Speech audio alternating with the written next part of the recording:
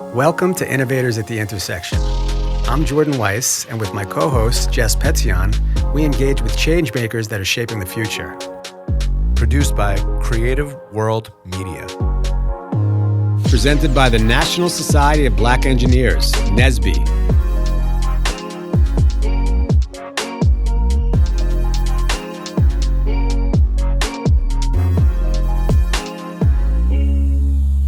This podcast is an extension of Diversity in Action magazine that's been highlighting innovation for over a decade. On our debut episode, we're thrilled to feature Laura Overdeck.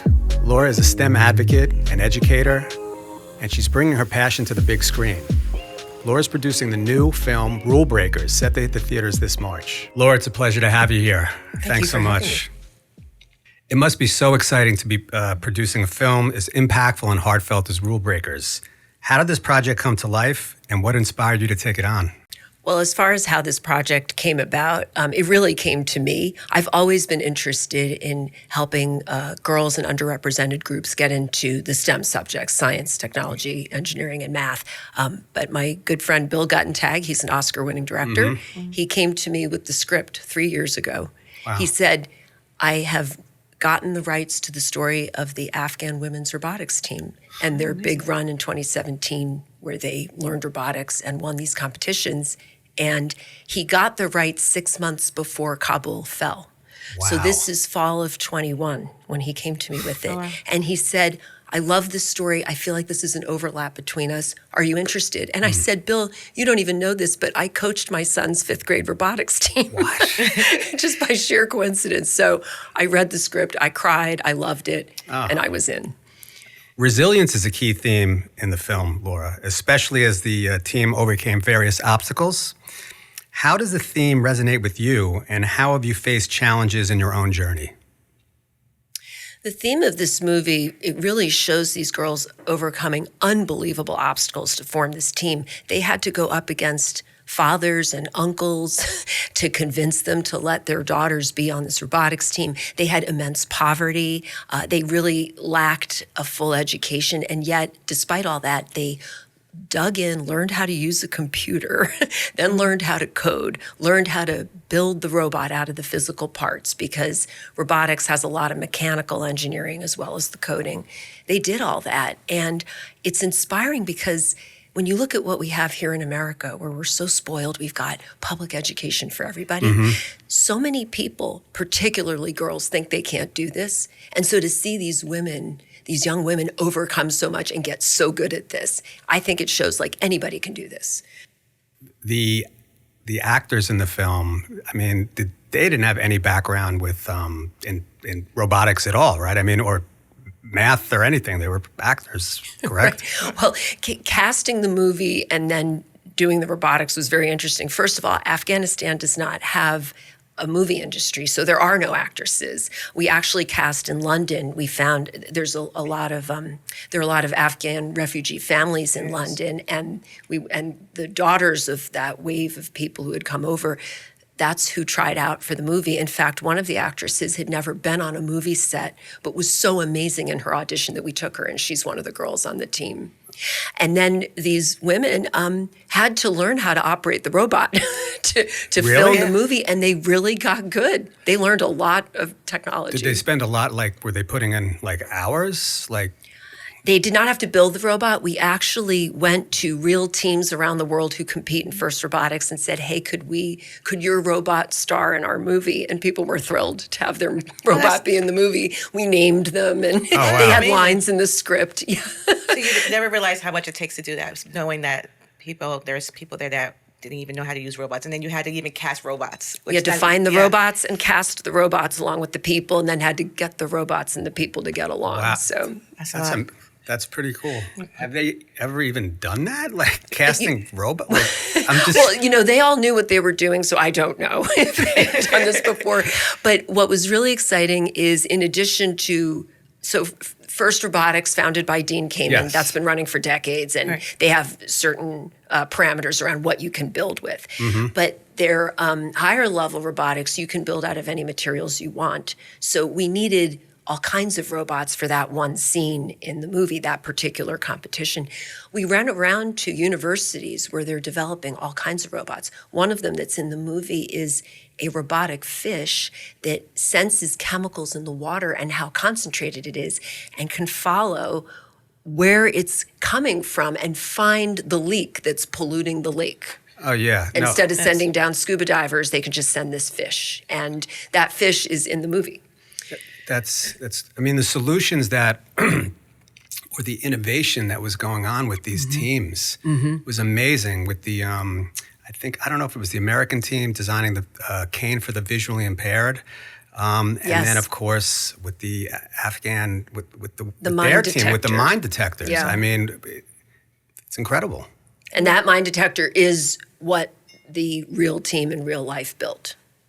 Yes. That's what they won with. Who else do you feel the movie should inspire, knowing that you inspired all these actors that had no idea even about robotics and the whole story? So what do you feel the impact and who you wish to inspire even more by doing this film? I feel that there are two whole large audiences of people who can be inspired by this. One is certainly right to the core of what's going on in Afghanistan and the terrible reduction of women's rights since the Taliban came in and everything that's happened since 2021. You know, women now are not allowed to speak to each other. Frankly, this story could not happen today at all. Today? Like right now, no group of women could really form a team and do all this. They had more freedom in 2017 and 2018. I didn't even realize that. Ever since the Taliban coming in 2021, they have said that women cannot do schooling past 6th grade. So for one thing, right now, the women who are young and who are coming up through the system aren't getting the kind of background to even have enough of a toehold to go do what these women did. Then, moreover, women are being told they can't work. They're shutting down salons. They're not letting women become doctors. Women have to stay in their homes.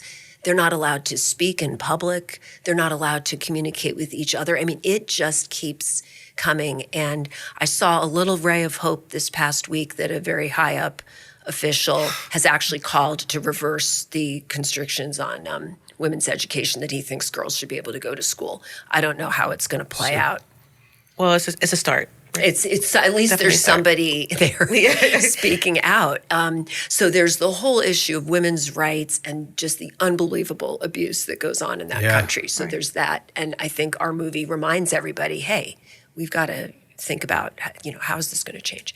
And then the whole second audience is, I really think, the appreciation of pursuing STEM education in this country, because girls and so many underserved groups and minority groups feel they can't do this. And there is a lot of subtle signaling that goes on in our country that this isn't for you, this isn't something to do.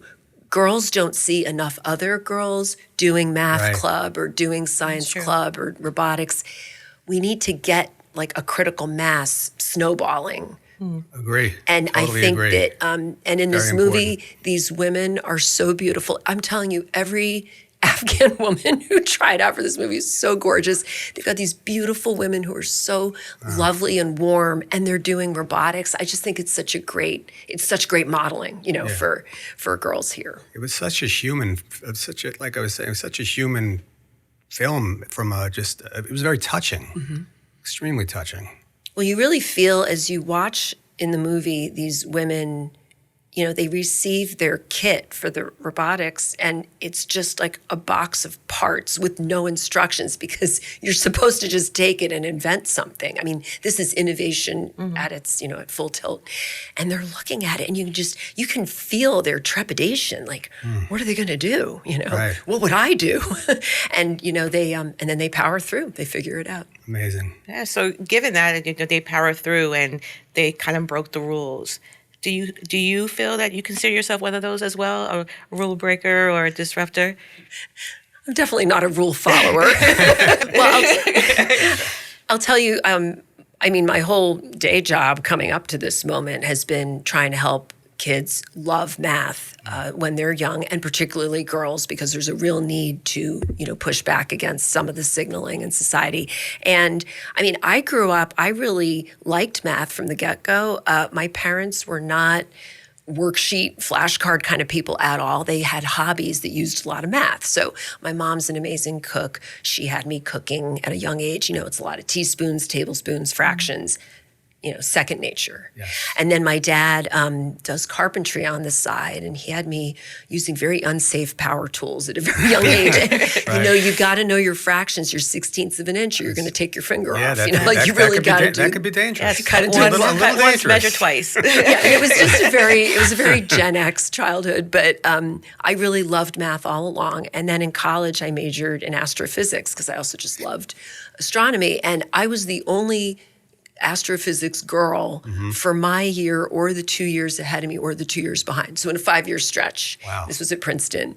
To Princeton's credit, it's totally different now. That department is like half girls now. Pretty good school. It's a great school. But it is true that when you think about math, you don't think about in a female role. So, Yeah. In essence, you broke that, that stigma and that rule, and that kind of portrays in your movie, like breaking those quote, stereotypes and barriers that, about what women can do and, how things are constricted, but we have the capability of having that resilience and, breaking those rules and showing and making an impact and change. So that's very important. I think that's what the movie resonates for me, Yeah, and you are a rule breaker and a disruptor in that sense, which is great. I mean, it's, Well, I'll tell you who the real disruptors were, and this gets to the point of having role models, is that although I was the only girl in the astro department as an undergrad, two of my professors, Jill Knapp and Netta Bacall, and they're both still there, were my junior paper advisor and thesis advisor. And so I had role models, even though I was with all these guys. I just loved it. I had a great time. But the point is seeing women ahead of you doing it. And that is exactly what happens in this movie. Because Roya, before forming the team, had launched a whole bunch of computer classes. So these girls saw that she could do it. I was going to ask about Roya real quick. Did she launch a startup company also? She did. Because I remember there was a scene when she connects with the reporter, was it at the Times? I don't remember because there was so many reporters It was a lot, swamped. whatever reporter it was. But when she, as far as what was happening with the competition and not being able to compete, and I didn't know what her background was like prior to the robotics team. But she did form a startup. So the movie is very true to the real life story, but it was also very unwieldy to work everything into the movie. So we had more about her startup at the beginning, and I ended up cutting it because it was just too. Okay. But that was why she had the linkage with the Silicon Valley investor played by Ali Fazal, and that's where that all came from. And then he did support her robotics team efforts once she started that. Amazing. Yeah. So Laura, as you know, the podcast is called Innovators at the Intersection.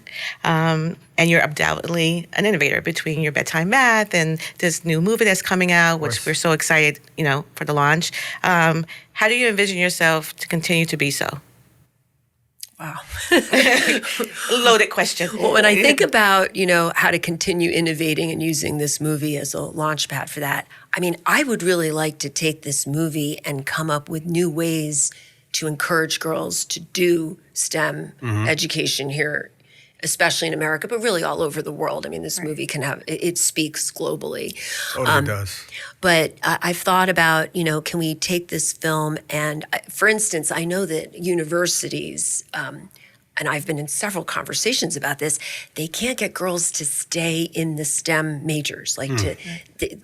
When you come in as a freshman, there are a lot of weed out classes. They're very tough. Right. And again, because of signaling and also just not seeing enough other people doing it, we know that a lot of girls and people of color end up dropping out freshman and sophomore year from these, from majoring in these things. I'm hoping that the movie can be a chance for universities to gather those students and say, let's all go see this and have a team bonding moment, because these girls in these terrible circumstances could forge ahead and do this. You can too. That's what we want to have. Do you foresee more movies, not just because it's not just Afghanistan, right? Do you foresee if you make such a great impact and change with this movie that's coming out in March, do you feel hey, maybe I can go to, hypothetically Africa and see like the girls there and make that impact and change now. This is a start, to a future. A new career. That's actually a great point. It's a great question. Your new innovation, right? Like just moving forward and making this impact and change, especially for young girls, which is, challenging as it is, just to get into those type of fields and being recognize that they have the same mindset as anyone else. So do you feel like, hey, if this movie goes, like if this makes such a great impact, what other message can you send throughout the world? To piggyback off Jess's question, that's a great question. I mean, it's almost like you have this whole like lane or vertical. I mean, this is robotics. If we're talking about STEM, there's so many areas. Right. You have biology, you have medicine, you have agriculture, you have, architecture, you have, economics, you have fintech. I mean, it's just like there's this whole area to create awareness. And this film is very impactful in that way. So it's almost like there is a platform here that you have. Yeah, I would say having made this film and having ascended that learning curve, because I had never done anything like this. I mean, I was really drinking from a fire hose looking at doing this. Now that it's happened, I think there is an opportunity to make more films like this. And I'm hoping that because we made this film, people will come to us with those great stories and say, hey, do you know about this? Yes. And do you want to look into this? Absolutely. Because there are people doing incredible innovation. That fish that finds pollution is just one of so many things. And I think, particularly when we think about our environment and pollution, like for instance, a friend of mine from college is at a startup that's making a robot that can go through a cornfield and weed. So you don't have to use these horrible chemicals to kill the weeds. Like if we could really get a smart enough AI-powered robot that could just go do all the work and roam, like kind of like a Roomba for the farm, there are things like this happening all over, and all of them have an amazing story behind them. So it's movie material. It definitely is. I think that's so important for the future, and to really show, what the next gen is onto and how they're going to help propel our species, through these solutions. It's one impact makes a major change, and that's what I hope for the movie. Like, we show that, the impact and move forward and make change, because sometimes like when you're in the classroom and the teacher asks a question and everyone doesn't want to raise their hand until the person asked the question, then everyone's like, oh, I was going to say that too. And the dam breaks. And then everything comes out, and then it's like a flood of questions. So hopefully that, this comes into fruition where people, like you said, people come to you and you won't have to even look for them, which would be great. Yeah. So I noticed something. I thought I recognized somebody in the movie when I saw it. Certain actors I recognized. And it was the real Dean Kamen in the movie also, by the way? Dean Kamen is in the movie because the movie does use some real footage from the competitions back then, and he welcomed everybody, and obviously Dean is thrilled about this movie. It's like a giant ad for First Robotics. Everything is First Robotics all over the world, the global first. Yep. So what I wanted to ask is, you had a cameo. I did as a news reporter, right, in the film. How did that happen?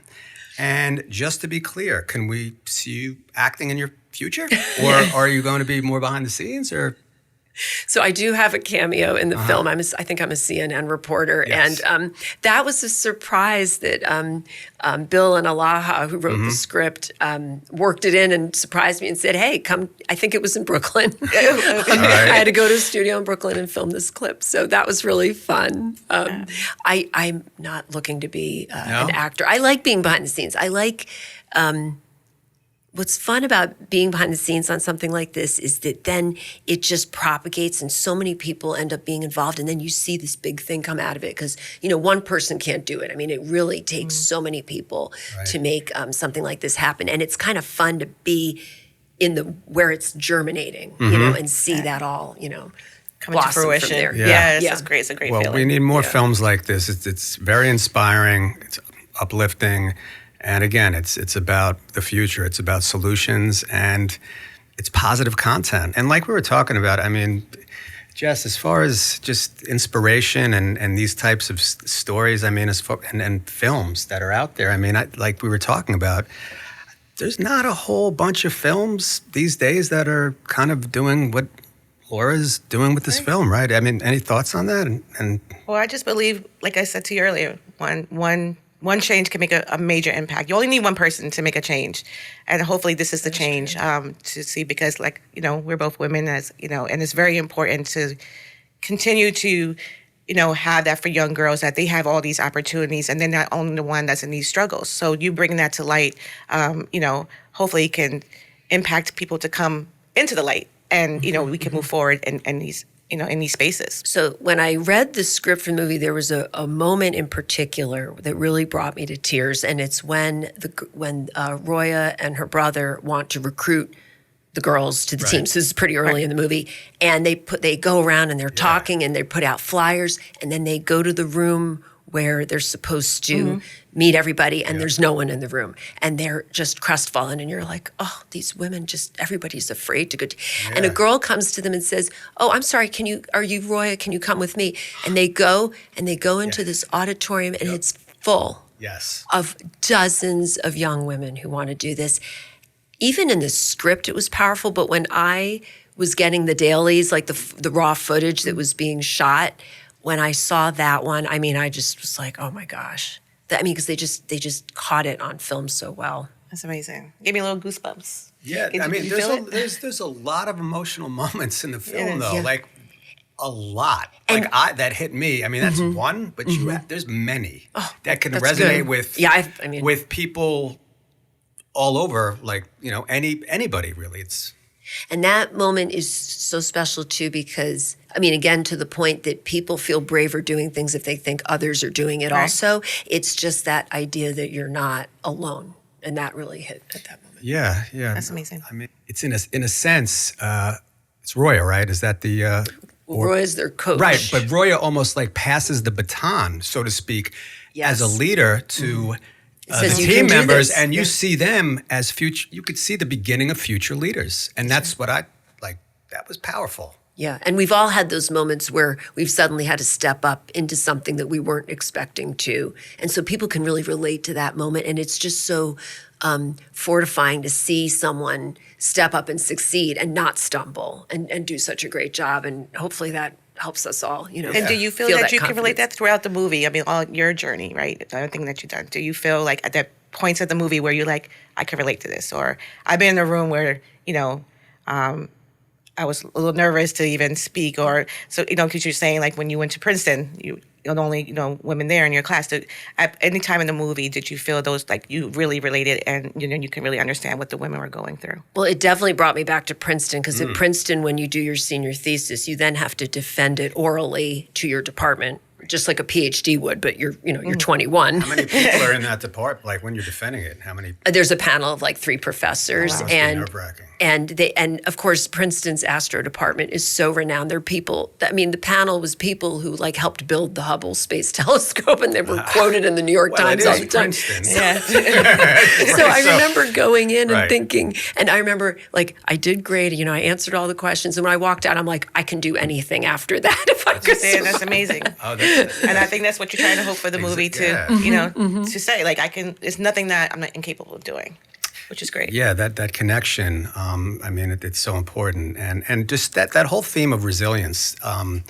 It's something that just it steadily flows throughout the movie. And Roya's getting knocked down, like when she.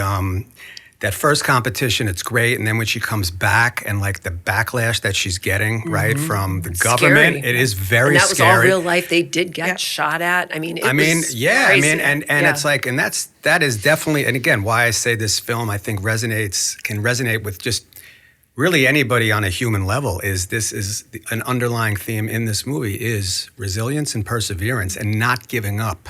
Not stopping, regardless of what is in front of you and what you're facing and whatever obstacles are coming at you, you keep going and you keep going and you keep going.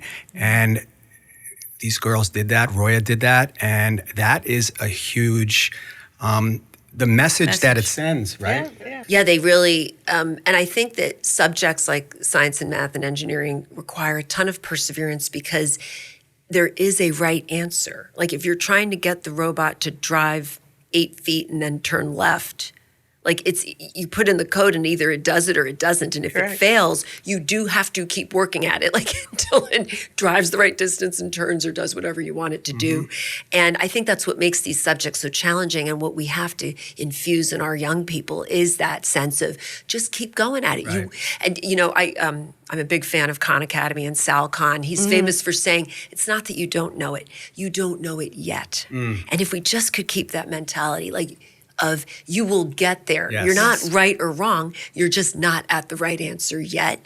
That is the spirit that we have to get into education. Yeah, don't stop. Don't give up. Keep going. Especially now with with all the changes, and I think our generations have changed, and just the access to things. I think that's very important that they know that it might not just be in front of you. It might not be a push of a button, but you have to, work towards it, and it's always going to be, if you put your mind to it, you can get to that correct answer. So definitely that we have to continue to instill that, into our younger generation. Agreed. Yeah. And again, Laura, this film, I really do believe, it's going to resonate with young women, with women in the sciences, globally. But like I said, that you have some very powerful human themes in the movie. Connectivity, the team building, how they're coming together, the concept of resilience, and continuing to move forward and to innovate. I mean, there's a lot of powerful themes that are in this film that will resonate with pretty much just whoever ends up going into the theater to see this. So you have a great film. Well, I'm so glad you were struck by that, and we hope that's contagious, and that and we're looking forward to it in March. Yeah. I can't wait to see yes, it. Yeah, absolutely. Absolutely. And kudos to you, like I said again, and cannot wait to see it. And hopefully you can come back here and we can talk about it. Yes. Even more. Yes. So yeah, we're gonna look out for like Rule Breakers 2 coming soon. Maybe Another cameo. I have some ideas for that. We can talk about it maybe after. I think Jordan was a cameo too. I broke a lot of rules coming up. I was that guy. I broke it when I was in. That's another story for me for another time. My rule breaking. Definitely. Yeah. We'll have to do a part 2. Yes, Part 2, okay. definitely. Okay. And thank you for having me here. I love that you feel the passion of the film. Oh, absolutely. it was great. It resonates so much. I mean, it really does. So thank you, and thanks for everything you're doing to keep things moving forward. Thanks, Laura. Thank you so much. Thank you.